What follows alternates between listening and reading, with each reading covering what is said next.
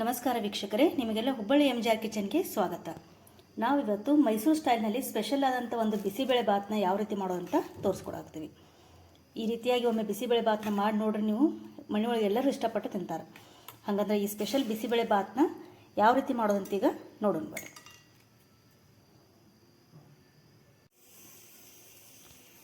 ಬಿಸಿಬೇಳೆ ಬಾತ್ ಮಾಡೋಕ್ಕೆ ಫಸ್ಟಿಗೆ ಒಂದು ಅರ್ಧ ಗ್ಲಾಸ್ನಷ್ಟು ಬೇಳೆನ ಕುದಿಸಿಟ್ಕೊಂಡಿವಿ. ಅಂದರೆ ನಾವಿಲ್ಲಿ ಅನ್ನನೂ ಮಾಡಿಟ್ಕೊಂಡಿವಿ. ಇದು ಒಂದು ಗ್ಲಾಸ್ನಷ್ಟು ತೊಗೊಂಡಿವಿ. ಒಂದು ಗ್ಲಾಸ್ ಅಕ್ಕಿಲಿ ಅನ್ನ ಮಾಡಿಟ್ಕೊಂಡಿತ್ತು. ಅದಕ್ಕೆ ಒಂದು ಅರ್ಧ ಗ್ಲಾಸ್ನಷ್ಟು ಬೇಳೆನ ಸಪ್ರೇಟಾಗಿ ಅನ್ನ ಮತ್ತು ಬೇಳೆ ಎರಡೂ ಸಪ್ರೇಟಾಗಿ ಮಾಡಿಟ್ಕೊಂಡಿವಿ. ಅಳತಿ ಒಂದು ಗ್ಲಾಸಿಗೆ ಒಂದು ಅರ್ಧ ಗ್ಲಾಸ್ನಷ್ಟು ಬೇಳೆ. ನೆಕ್ಸ್ಟ್ ಇದಕ್ಕೆ ವೆಜಿಟೇಬಲ್ಸ್ ನಾವಿಲ್ಲಿ ಕ್ಯಾರೆಟು, ಬೀನ್ಸು, ಆಲೂಗಡ್ಡೆ, ಉಳ್ಳಾಗಡ್ಡಿ ಮತ್ತು ಟೊಮೆಟೊ ತೊಗೊಂಡಿವಿ. ಇಲ್ಲಿ ನೀವು ವೆಜಿಟೇಬಲ್ಸ್ ನಿಮಗೆ ಯಾವ್ದು ಬೇಕಾದ್ರೆ ಹಾಕೋಬೋದು. ನವಿಲುಕೋಸು ಹಾಕೋಬೋದು. ನಾವಿಲ್ಲಿ ಆಲೂಗಡ್ಡೆ, ಕ್ಯಾರೆಟ್ ಮತ್ತು ಬೀನ್ಸ್ನ ಹಾಕ್ಕೊಂಡಿವಿ. ನೆಕ್ಸ್ಟ್ ಇದು ಬಿಸಿಬೇಳೆ ಬಾತಿಗೆ ಫ್ರೆಶ್ ಆಗಿ ಮಸಾಲೆ ರೆಡಿ ಮಾಡ್ಕೊತೀವಿ. ನಾವಲ್ಲಿ ಫಸ್ಟ್ ಧನಿಯಾ ಒಂದು 6 ಸ್ಪೂನ್,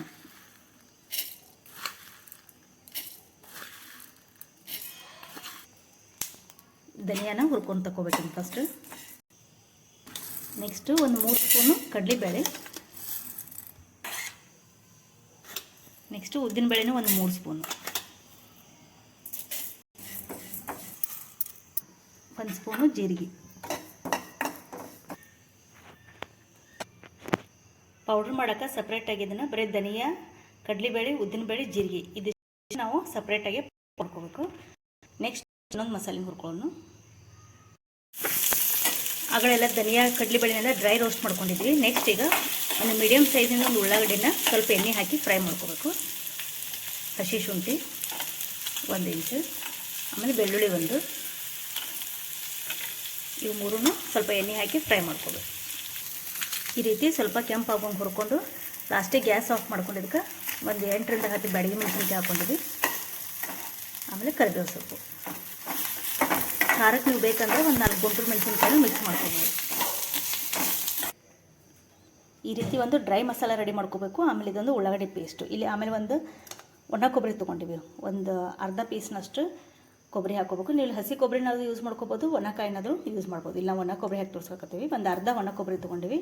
ನಾವು ಆಗಲೇ ಹುರ್ಕೊಂಡಿವೆಲ್ಲ ಉಳ್ಳಾಗಡ್ಡಿ, ಉಳ್ಳಾಗಡ್ಡಿ ಮತ್ತು ಮೆಣಸಿನ್ಕಾಯಿ, ಕರಿಬೇವು, ಅಲ್ಲ ಇದಿಷ್ಟನ್ನು ಹುರಿದಿಲ್ಲಿ ಇಟ್ಕೊಂಡಿವಿ.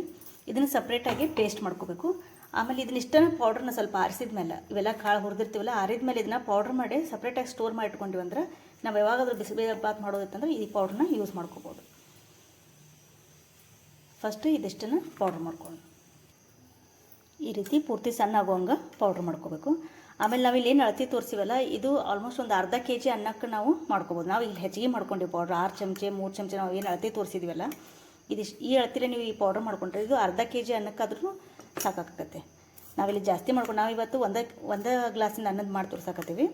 ನಾವು ಹೆಚ್ಚಿಗೆ ಪೌಡ್ರ್ ಮಾಡ್ಕೊಂಡ್ವಿ. ಈ ರೀತಿ ಪೌಡ್ರ್ ಮಾಡಿ ನೀವು ಸ್ಟೋರ್ ಮಾಡಿ ಇಟ್ಕೊಂಡ್ರೆ ಬಿಸಿಬೇಳೆ ಬಾತ್ ಮಾಡೋ ಮುಂದೆ ಈ ಮಸಾಲೆನ ಅಷ್ಟೇ ಹುರ್ಕೊಂಡು ಫ್ರೆಶ್ ಆಗಿ ಪೇಸ್ಟ್ ಮಾಡಿಕೊಂಡು ಈ ಪೌಡ್ರನ್ನ ಹಾಕಿ ಮಾಡ್ಕೊಂಡ್ಬಿಡ್ಬೋದು. ನೆಕ್ಸ್ಟ್ ಇದನ್ನು ಪೇಸ್ಟ್ ಮಾಡ್ಕೊಂಡು ಈಗ ಮಿಕ್ಸಿ ಜಾರಿಗೆ ಫಸ್ಟ್ ಕೊಬ್ಬರಿ ಅಷ್ಟು ಹಾಕ್ಕೊಂಡು ಪುಡಿ ಮಾಡ್ಕೋದು. ಯಾಕಂದರೆ ಎಲ್ಲ ಕೂಡ ಸೊಮ್ಮೆ ಹಾಕಿದ್ರೆ ಸಣ್ಣ ಆಗೋದಿಲ್ಲ ಅದು. ಫಸ್ಟ್ ಕೊಬ್ಬರಿನ ಒಂದು ಸುತ್ತು ಹಾಕಿ ಆಮೇಲೆ ಇದನ್ನ ಮಸಾಲೆ ಹಾಕೋಣ.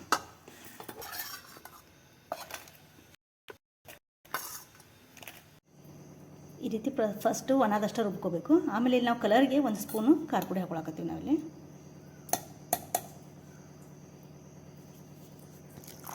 ಖಾರ ನಿಮಗೆ ಎಷ್ಟು ಬೇಕಲ್ಲ ಅದು ನೋಡಿಕೊಂಡು 1 ಅಥವಾ 2 ಸ್ಪೂನ್ ಖಾರ ಪುಡಿ ಹಾಕೋಬೇಕು. ಆಮೇಲೆ ಸ್ವಲ್ಪ ನೀರು ಹಾಕ್ಕೊಂಡು ಪೂರ್ತಿ ಚಟ್ನಿಗತ್ತೆ ನೈಸಂಗೆ ರುಬ್ಕೋಬೇಕು. ಇದನ್ನು ಸ್ವಲ್ಪ ಖಾರ ಪುಡಿ ಹಾಕಿ ರುಬ್ಬೋದ್ರಿಂದ ಕಲರ್ ಎಷ್ಟು ಚಂದ ಬರೋದು ನೋಡಿರಿ. ಈ ರೀತಿ ಪೂರ್ತಿ ನೈಸ್ ಆಗೋಂಗೆ ಚಟ್ನಿಗತ್ತೆ ಮಾಡ್ಕೋಬೇಕು. ಇದನ್ನು ಈಗಲೇ ಉಳ್ಳಾಗಡ್ಡಿ ಕೊಬ್ಬರಿದು ಪೇಸ್ಟು ರೆಡಿ ಐತಿ, ವೆಜಿಟೇಬಲ್ಸು ರೆಡಿ ಇದಾವೆ. ಆಮೇಲೆ ಇದು ಬಿಸಿಬೇಳೆ ಬಾತ್ ಪೌಡ್ರೂ ರೆಡಿ ಆಗೈತಿ. ಆಮೇಲೆ ಇಲ್ಲಿ ಹುಣಸೆಹಣ್ಣನ್ನು ಸ್ವಲ್ಪ ನೆನೆಯಾಕೆ ಇಟ್ಕೋಬೇಕು. ಫಸ್ಟಿಗೆ ಹುಣಸೆಹಣ್ಣು ರಸನ ಮೇನ್ ಇಂಪಾರ್ಟೆಂಟು. ಈಗ ನೆಕ್ಸ್ಟ್ ಈಗ ಕುಕ್ಕರ್ನಾಗೆಲ್ಲ ಮಾಡೋಣ.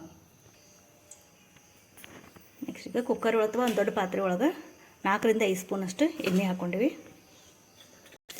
ಎಣ್ಣೆ ಕಾದ್ಮೇಲೆ ಇದಕ್ಕೆ ಜೀರಿಗೆ, ಸಾಸಿವೆ ಒಗ್ಗರಣೆ ಕೊಟ್ಟು ಸ್ವಲ್ಪ ಚಕ್ಕಿ ಲವಂಗ ಹಾಕೊಳಕತ್ತೀವಿ. ಇಲ್ಲಿ ಈ ಚಕ್ಕಿ ಲವಂಗನ ನೀವು ಇಲ್ಲಿ ಒಗ್ಗರಣೆ ಒಳಗೆ ಎಣ್ಣೆ ಒಳಗಾರ ಹಾಕೋಬೋದು, ಅಥವಾ ನಾವು ಆಗಲೇ ಏನು ಪೌಡ್ರ್ ಮಾಡ್ಕೊಂಡಿವಲ್ಲ ಅದರೊಳಗಾದ್ರೂ ಒಂದೊಂದು ಪೀಸ್ನ ಹಾಕೋಬೋದು. ಸ್ವಲ್ಪ ಒಂದು 4 ಲವಂಗ, ಒಂದು ಸಣ್ಣ ಪೀಸ್ ಚಕ್ಕಿ ಹಾಕೋಬೋದು. ನೆಕ್ಸ್ಟ್ ವೆಜಿಟೇಬಲ್ಸ್ನೆಲ್ಲ ಒಗ್ಗರಣೆ ಹಾಕಿ ವೆಜಿಟೇಬಲ್ಸ್ ಎಲ್ಲ ಬೇಯಕ್ಕೆ ಸ್ವಲ್ಪ ಉಪ್ಪು ಹಾಕೊಳ್ಳೋಣ. ಆಮೇಲೆ ಬಿಸಿಬೇಳೆ ಬಾತಿಗೆ ವೆಜಿಟೇಬಲ್ಸ್ ಒಳಗೆ ಕ್ಯಾರೆಟ್, ಬೀನ್ಸ್ನ ಮೇನ್ ಇಂಪಾರ್ಟೆಂಟ್. ಅವೆರಡಂತೂ ಕಂಪಲ್ಸರಿ ಹಾಕ್ಕೊಳ್ಳಬೇಕು. ನೆಕ್ಸ್ಟ್ ಮತ್ತೆ ಬೇಕಾದ ವೆಜಿಟೇಬಲ್ಸು ಆಪ್ಷನಲ್. ಅದು ನೀವು ಯಾವ ಬೇಕಾದ್ರೂ ಹಾಕೋಬೋದು. ಇಲ್ಲಿ ನಾವು ಆಲೂಗಡ್ಡೆ ಹಾಕೊಂಡಿವಿ ಹಂಗೆ ಅದಕ್ಕೋಸ್ಕರ ಹಾಕ್ಬೋದು.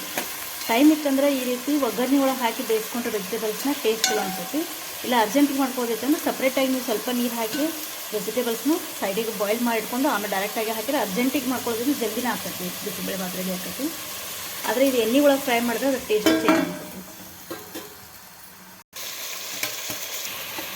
ವೆಜಿಟೇಬಲ್ಸ್ ಎಲ್ಲ ಬೆಂದಮೇಲೆ ಸ್ವಲ್ಪ ಕೊಬ್ಬರಿ ಎಣ್ಣೆ ರುಬ್ಕೊಂಡಿರ್ತೀವಲ್ಲ ಆ ಪೇಸ್ಟ್ ಹಾಕೋಬೇಕು ಇದಕ್ಕೆ.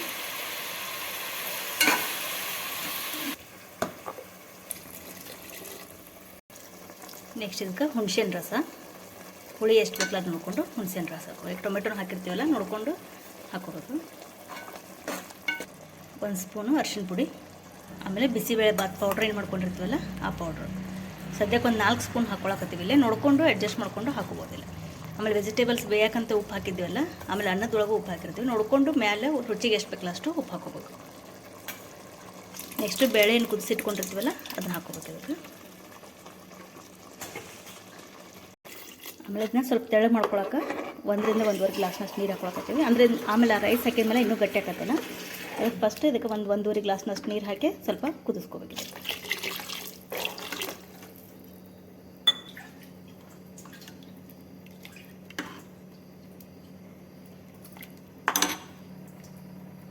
ರುಚಿಗೆ ನೋಡಿಕೊಂಡು ಉಪ್ಪು ಹಾಕ್ಕೋಬೇಕು. ಈ ರೀತಿ ಒಂದು ಕುದಿ ಬಂದಮೇಲೆ ಇದಕ್ಕೆ ಅನ್ನನ ಮಿಕ್ಸ್ ಮಾಡ್ಕೋಬೇಕು. ಆಮೇಲೆ ಸ್ವಲ್ಪ ಇದಕ್ಕೆ ಮೆತ್ತಗೆ ಮಾಡ್ಕೊಂಡ್ರೆ ಅನ್ನ ಚಲೋ ಅನಿಸುತ್ತೆ. ಇದಕ್ಕೆ ನಾವು ಯಾವ ಬೇಕಾದ್ರೆ ರೈಸ್ನೂ ಯೂಸ್ ಮಾಡ್ಕೋಬೋದು. ನಾರ್ಮಲ್ ಜೀರಾ ರೈಸ್ ಅಂತ ಅದು ಮಾಡ್ಕೋಬೋದು, ಅಥವಾ ರೇಷನ್ ಅಕ್ಕಿನೂ ಯೂಸ್ ಮಾಡ್ಬೋದು. ಆದರೆ ಟೇಸ್ಟ್ ಬಿಸಿಬೇಳೆ ಭಾತಿಗೆ ರೇಷನ್ ಅಕ್ಕಿ ಅಂದರೆ ಭಾಳ ಟೇಸ್ಟ್ ಅನ್ಸುತ್ತೆ ಇದು. ಯಾಕಂದ್ರೆ ಅದು ಸ್ವಲ್ಪ ಗಂಜಿ ಬಿಡ್ತೈತಲ್ಲ, ಟೇಸ್ಟ್ ಅನಿಸುತ್ತೆ ಅದು.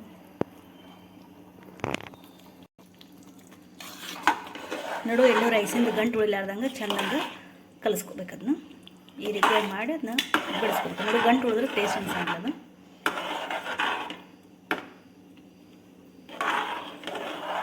ಈ ಅಳತಿ ಮಾಡಿಕೊಂಡ್ರೆ ಸ್ವಲ್ಪ ಆರಿದ ಮೇಲೆ ಗಟ್ಟಿ ಆಗ್ತದೆ. ಭಾಳ ಗಟ್ಟಿ ಮಾಡ್ಕೊಳಕ್ಕೆ ಹೋಗ್ಬಾರ್ದು ಅದನ್ನು ಬಿಸಿಬೇಳೆ ಭಾತ್.